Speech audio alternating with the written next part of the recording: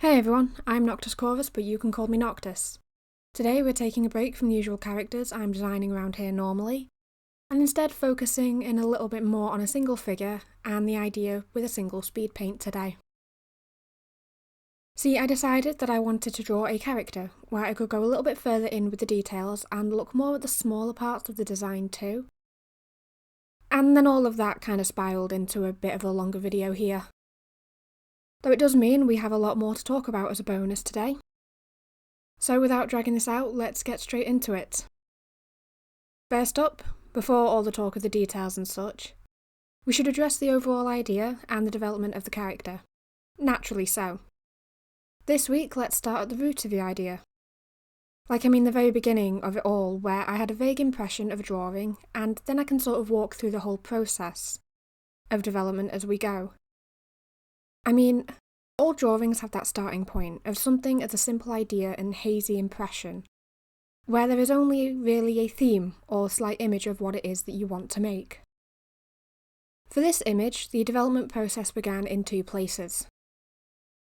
The first is that I finally got around to watching a show I've been meaning to catch since about last year.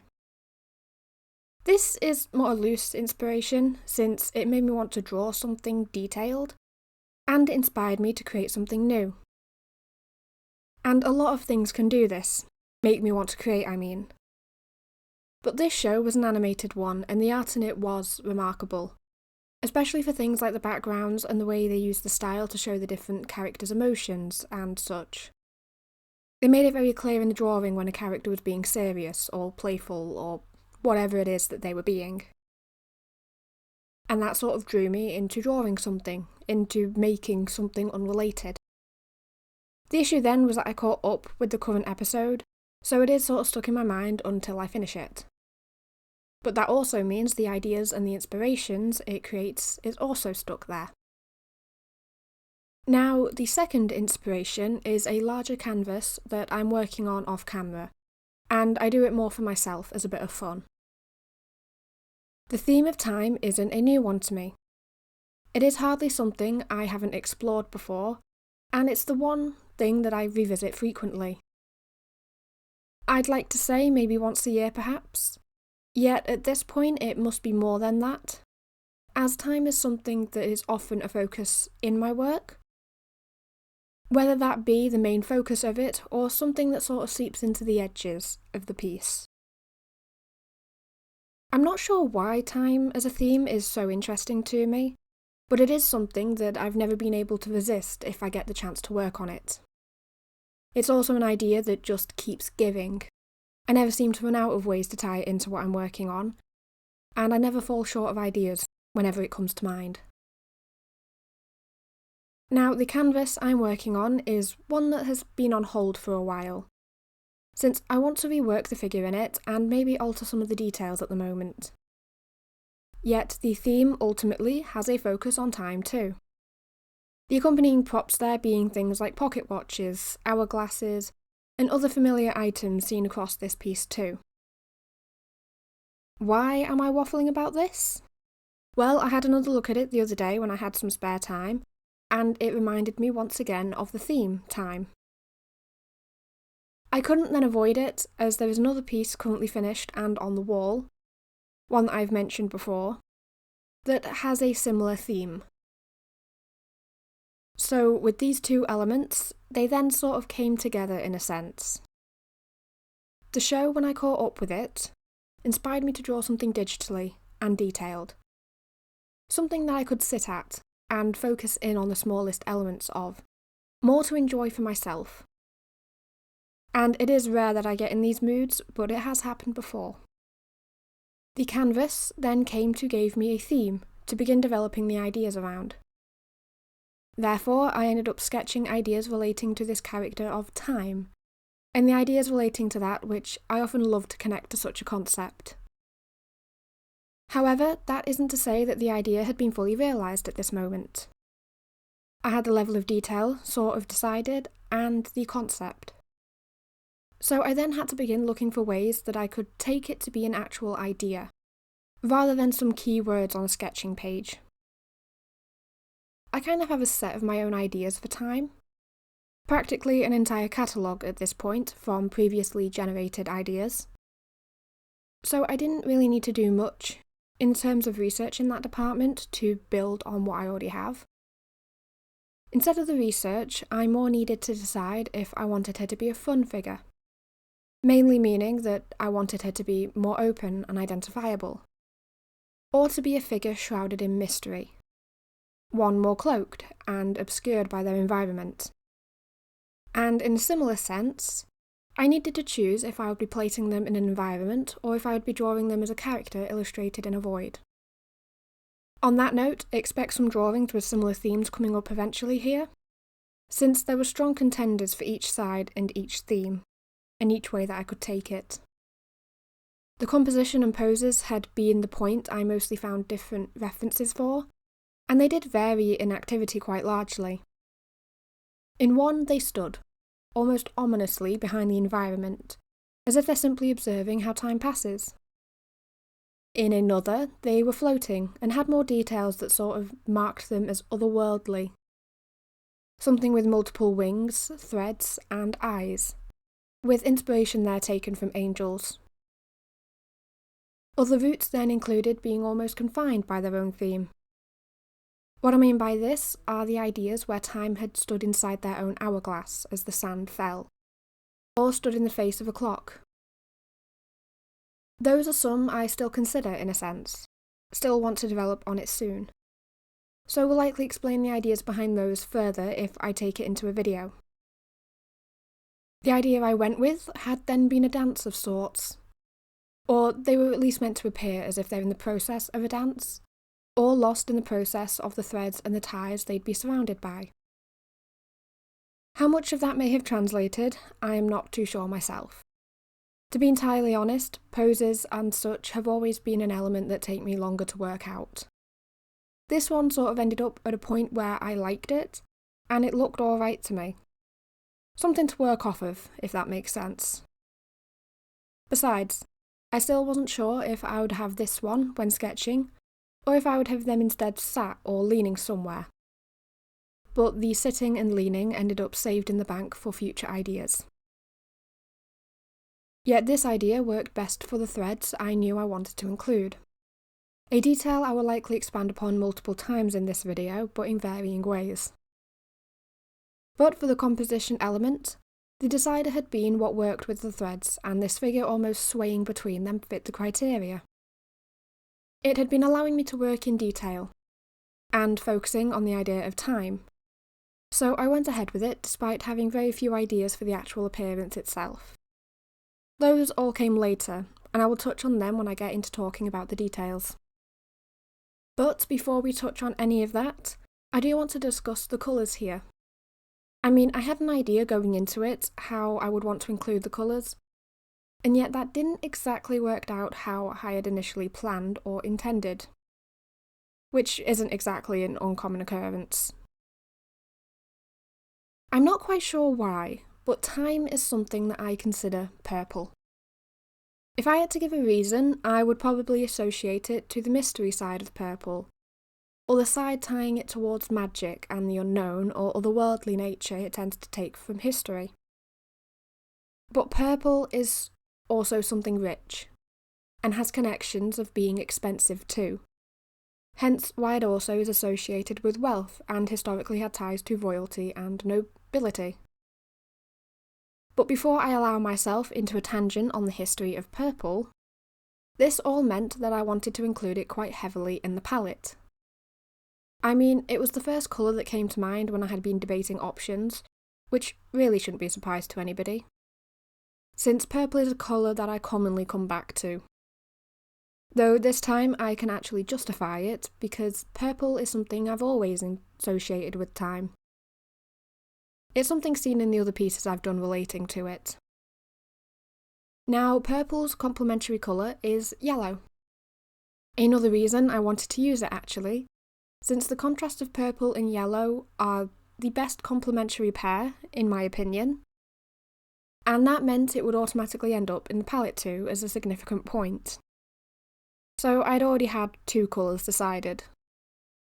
Though I didn't just want to do my usual of purple and yellow only, so other colours that worked well with this pair were introduced, this being the blue and the red in the early stages. And you may notice in the video that I do begin plotting in colours with yellow as much more of a significant point in the design. I mean, the torn overskirt would have faded to yellow originally, and I had considered a few extra elements that would share the colour.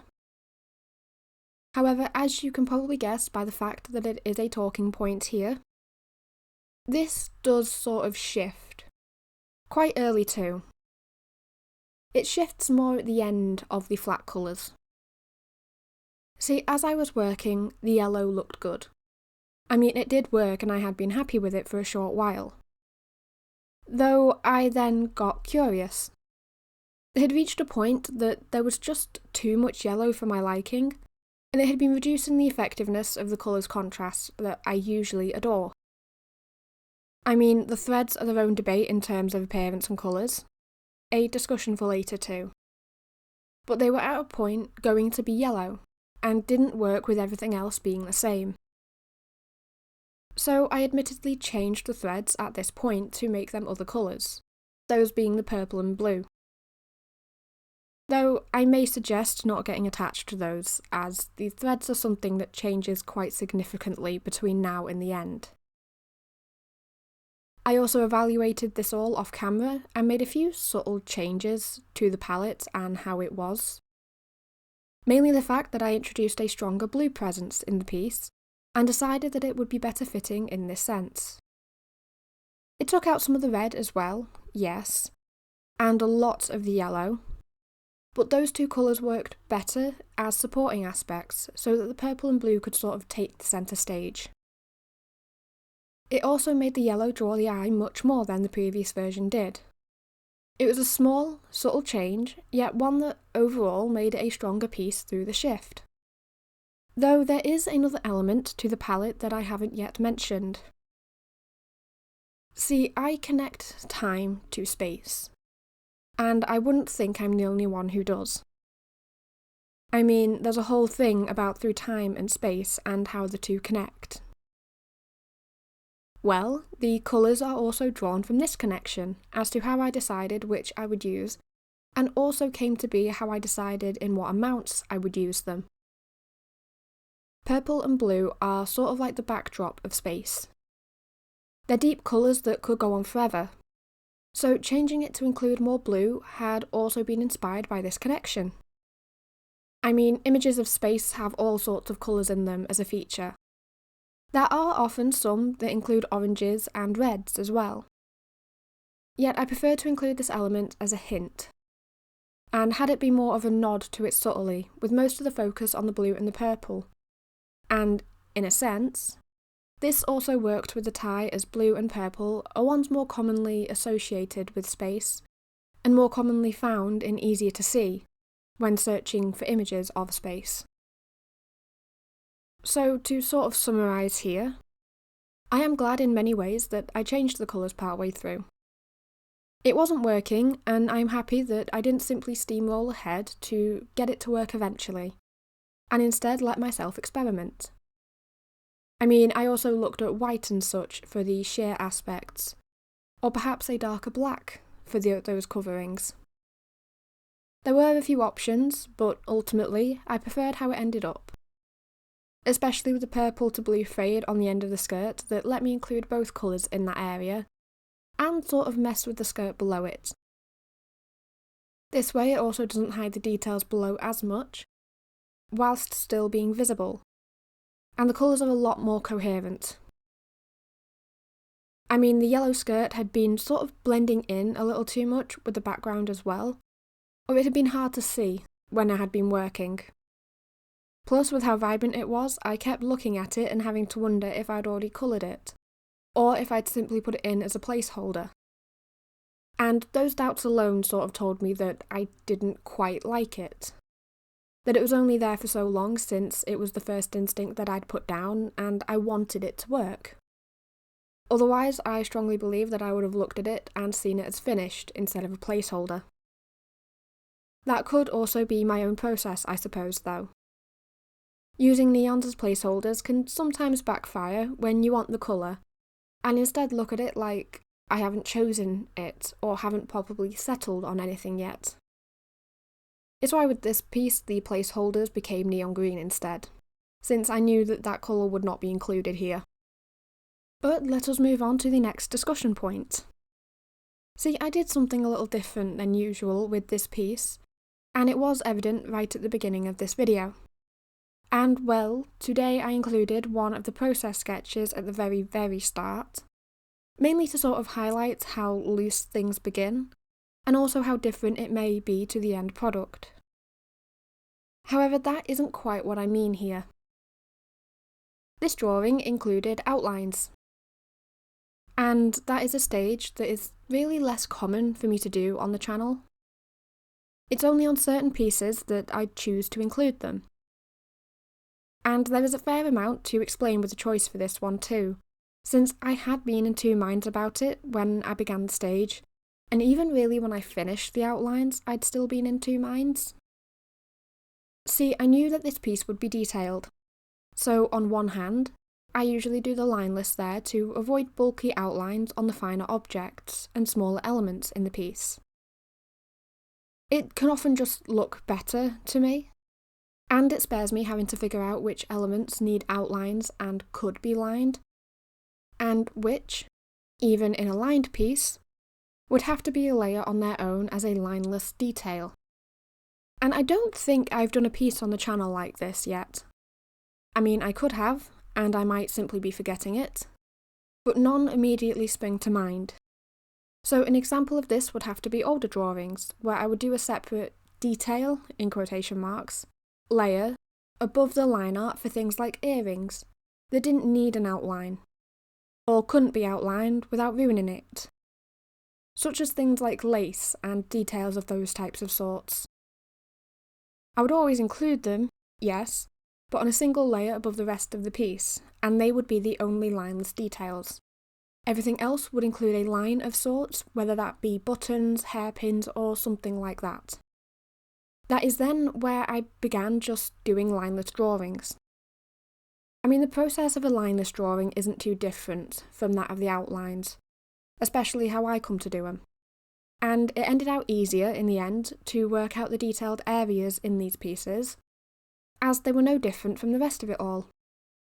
And it also meant that I could keep the details grouped with the other elements like the tops, the skirts, or wherever they were on the piece, just so I'd be more likely to see them when shading. Though for this piece, I wanted to experiment and test something new.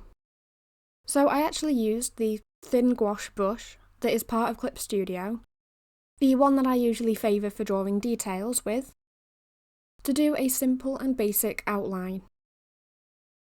It helped too that I'd kept the sketch layer separate this time, but I decided to only outline the basic figure and related elements such as the dress. But I noticeably didn't outline the sheer sections or other details, which is sort of worth a note here and sort of why I'm talking about it.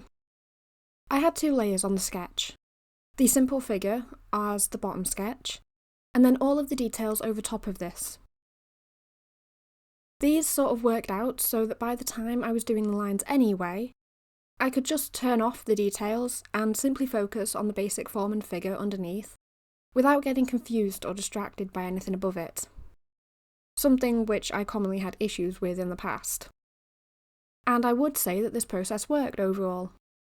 I mean, the lines are subtle, something hardly seen in the overall outcome, yet something that also adds to the lowest sections. The details on top also fit the work without the outlines, which is more my common concern. I mean, if part of the work has outlines and the other parts don't, I sometimes feel that in my work, it can look a little strange, and it has done so in the past. I used to be confused by the pieces of art and the artists that managed to make these elements work. They used to be some of my favourites. Yet I do think that this works because there are so many details and multiple elements that are without lines, so that the lines are almost neglected underneath as they barely draw the eye in the end. I did colour them as well in a dark purple so that it's harder to see, which is how I prefer them to be most of the times. So yeah, I tried a slightly new process and the outcome was exactly as I had hoped. My main issue had simply been forgetting what layer had what detail or what things I had already drawn in. As I had been including elements, I had to remove the sketch beneath it, as a sort of visual checklist. Well, maybe more a vanishing checklist. Most checklists tend to be visual. But I'm proud to say that I remembered to draw in every detail I had planned during the final sketch, and only had to search through layers right at the end of the shading process for some items I'd missed. Mainly the hourglasses on the collar. Otherwise, I really enjoyed this process, despite how subtle it is. I may have to experiment with it again in the near future, I suppose. Now, finally, I'm glad to say that we can get into talking about the smaller details at this point. And today there are many of them to get into, so I really shouldn't wait around here and delay the inevitable. So let's get into the first bit, which are the circles seen across her outfit in various ways. So I know in the flat stage I include many circles without really expanding on what they would be or how they tie into the theme of time, as they began as simply circles. Just a plain circle seen in many characters before now. And I sort of did this because I didn't want to fixate on the details too early in the colouring stage. I mean, I knew I would eventually, but not too soon. It was a little early, since deciding on the details almost meant that I would later forget to change them if needed. Even something as simple as forgetting to change the colour, or finer elements to it, as I would have deemed it done at that point. I instead wanted to get the colours and shapes sorted before even considering things like the circle's details. After all, most of the larger circles would become clocks. The details were the last thing I blocked into them though, and that was off camera between clips, since I will admit that I forgot to record that small moment after changing the colours. I entirely intended to record it, but simply forgot to actually hit the button. Yet the circles were part of the main motif that would tie the figure closer to time. Well, it was one of the main details, I suppose. The main ones are on her dress. The headpiece also holding the veil then has two, and the detail is then part of the hem on her skirt. These were all also really fun to include, since they were subtle and yet one of the strongest nods to the theme that I was able to make. Especially since the hands of the clocks could be wherever I felt they should be pointing, and it was something that overall just worked well as a point of subtlety. Especially since I put all of the clocks pointing in different directions. There will be a few that overlap, but I did try my best to make them all read different times. Sort of as a nod to things like time zones and the passing of time. I also did consider including it in the threads and the ties behind her. Now, this is technically not seen in this stage or at all, but it was one of the debates I considered when working off camera in the background.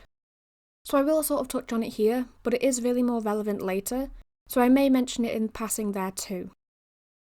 See, I had been considering different ways I may have drawn the threads, and I had been considering some sort of old film-like appearance. That didn't work out, and I eventually moved on, yet again, and then developed this idea of a row of clocks in the background, acting as a thread with each one telling a different time, sort of like the hem on her skirt. That wasn't included in the final choice, mainly as it had been too busy and distracting. But it is nodded to in the threads I do decide upon. But that is more for when I get to that point.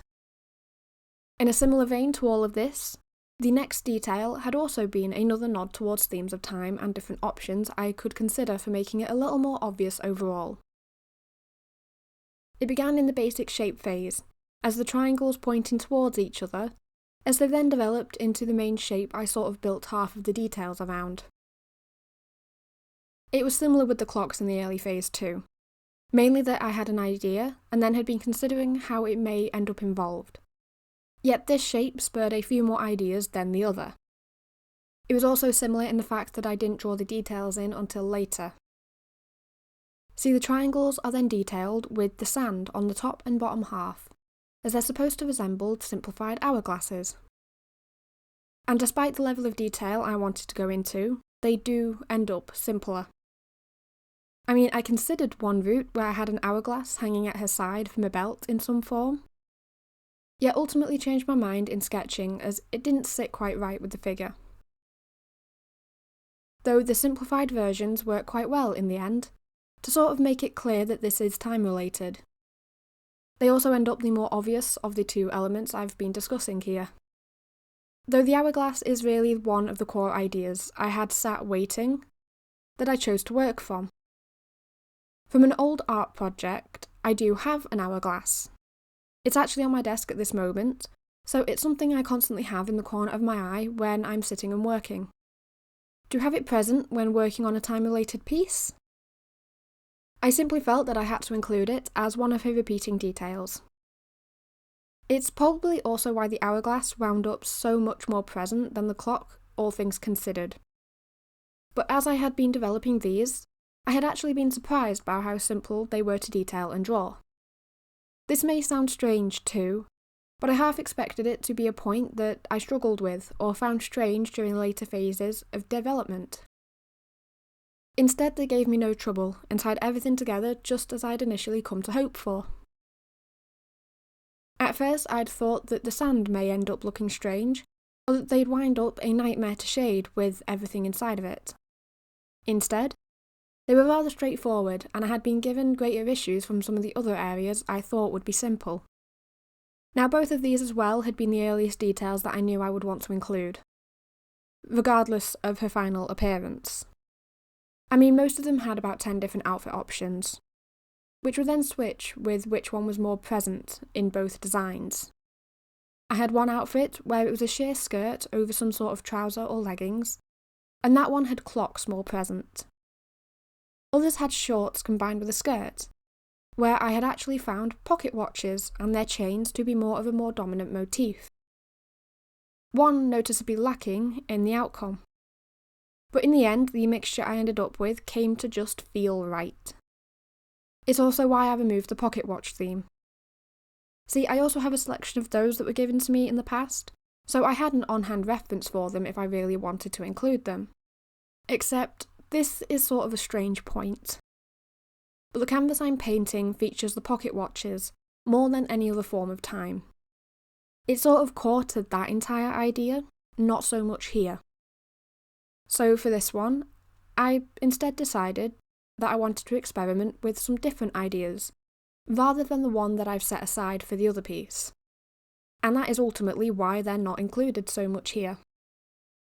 It's really how I ended up going with clocks and hourglasses. Besides, it didn't feel right to hook a pocket watch onto her figure at any point, and she doesn't exactly have a pocket anyway. If I'd then hooked it onto the belt, it would have obscured other elements I'd already come to prefer at this point too. In terms of other ways to tell time in modern day and history, I wasn't quite sure how I would come to include a sundial through all of this, though I did consider it and I did try.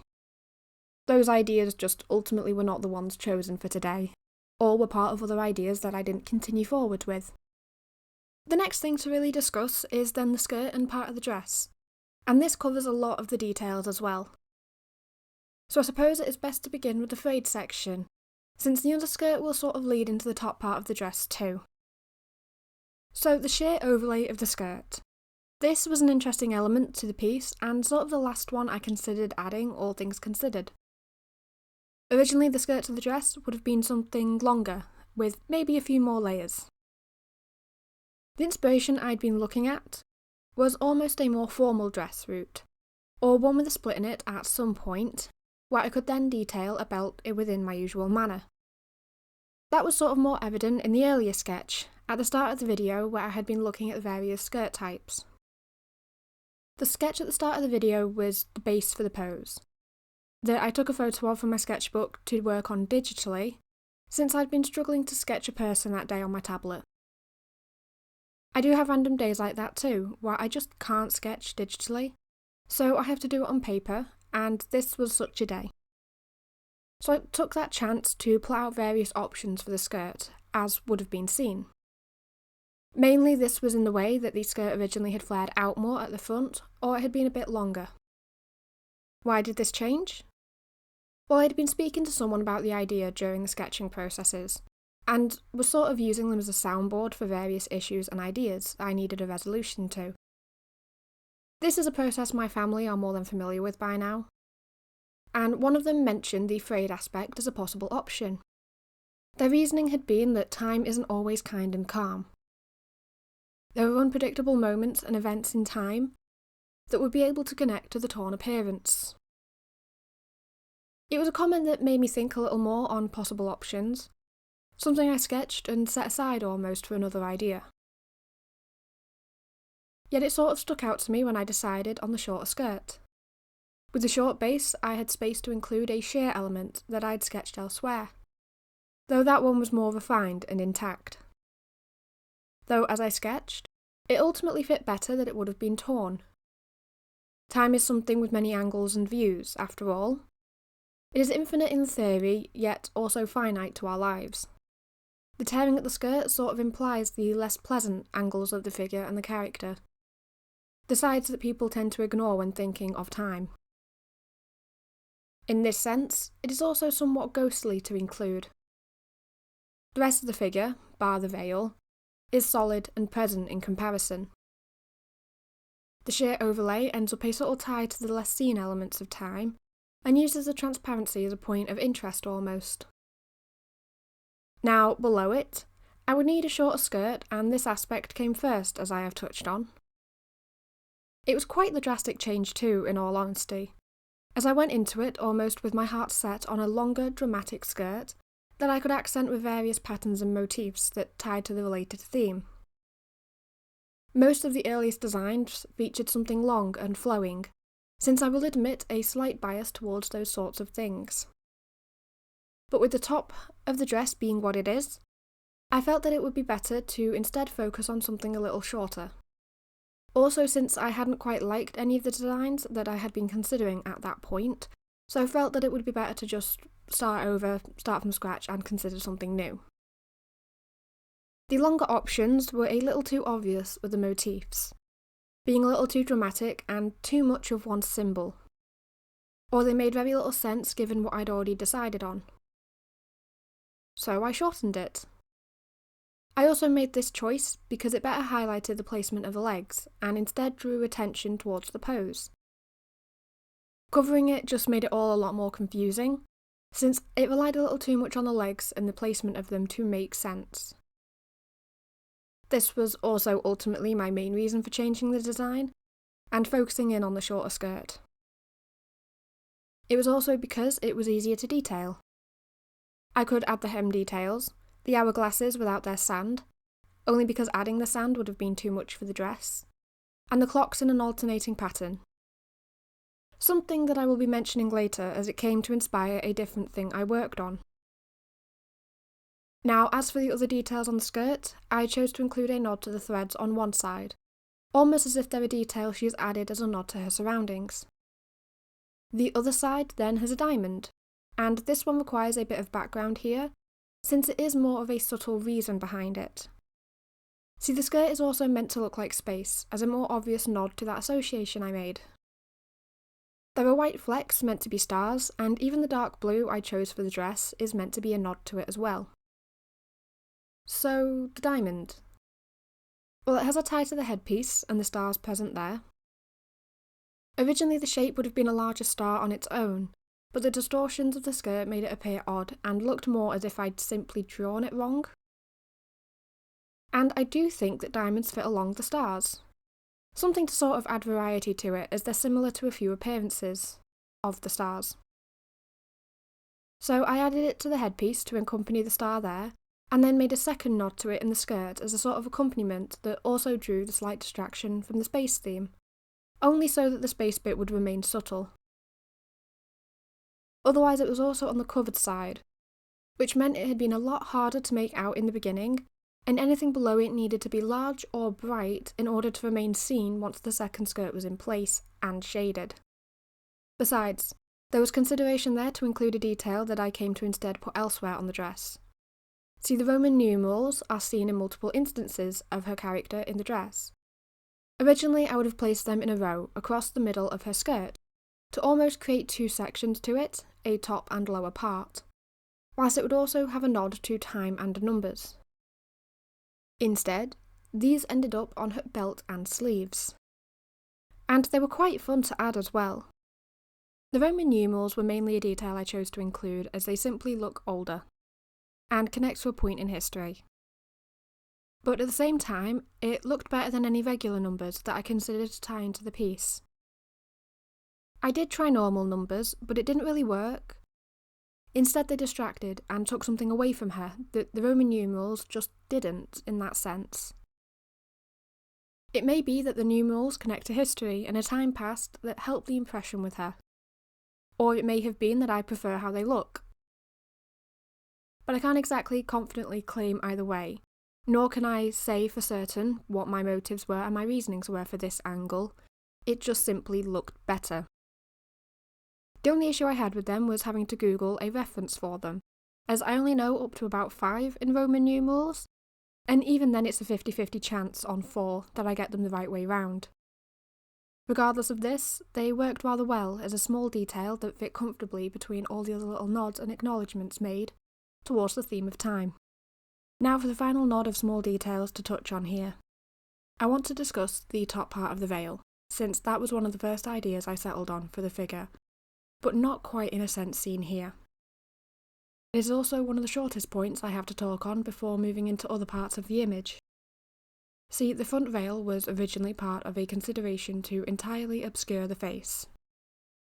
Mainly these are ideas centred around an unknown element of time, and sort of tied into the way that time is something a lot of people are actually quite uncomfortable with.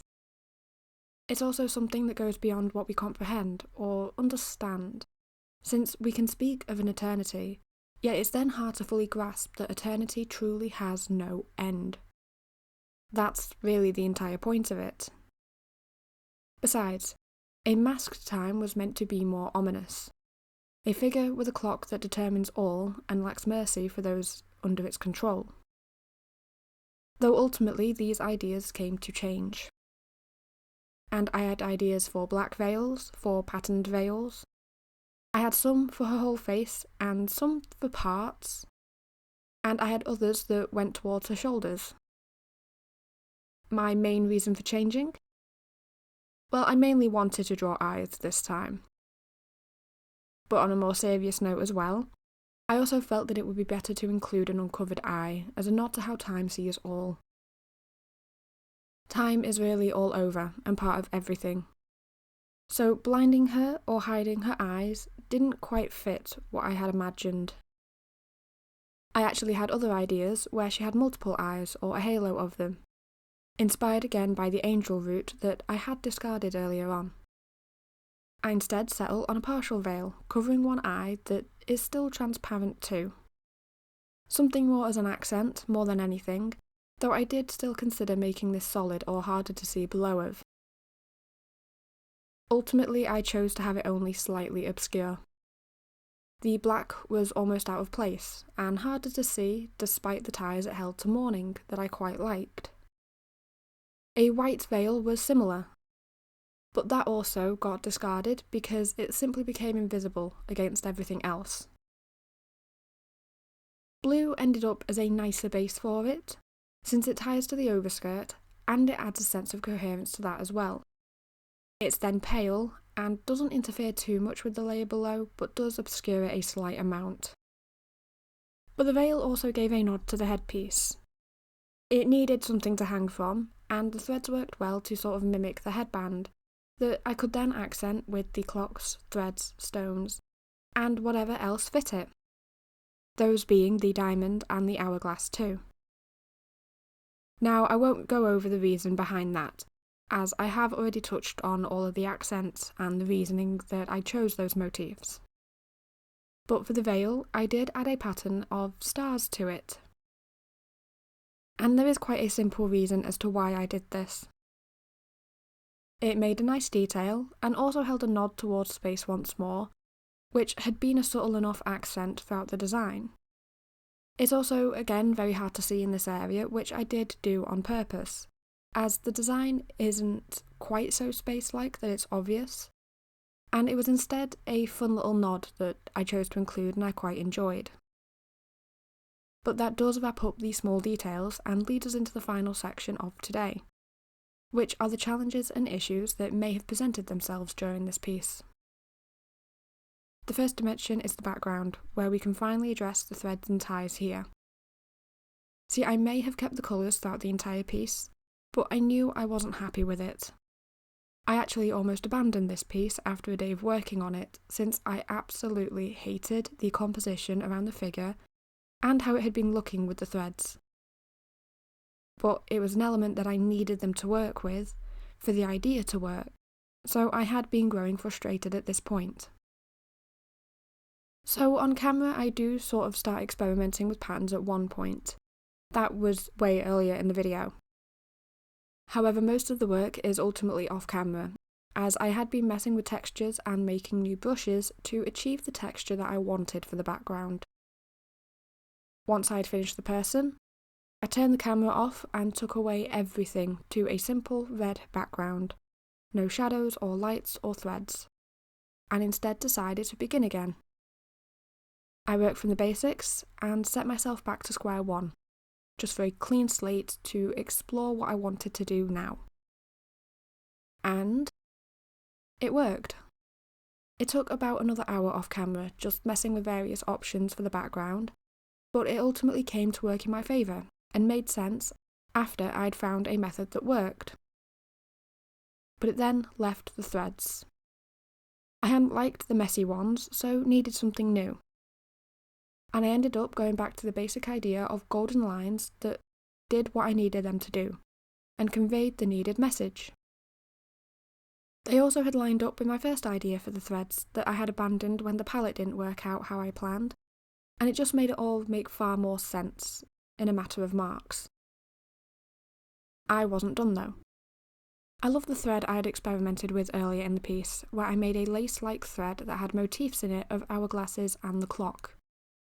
They worked so well in the background that I had to add a few more, drawing them by hand since I didn't think to make it into a brush, and then set them all to the back of the piece. And finally, I got to mess with the lighting. See, the shading was simple and had been direct, but for the threads, I made a copy of the layer and then set that copy to a glow, before placing it below the original. From there it was as simple as adding a bit of Gaussian blur to it, and it made these really nice soft glows around the selected areas that I would have spent hours trying to otherwise do myself.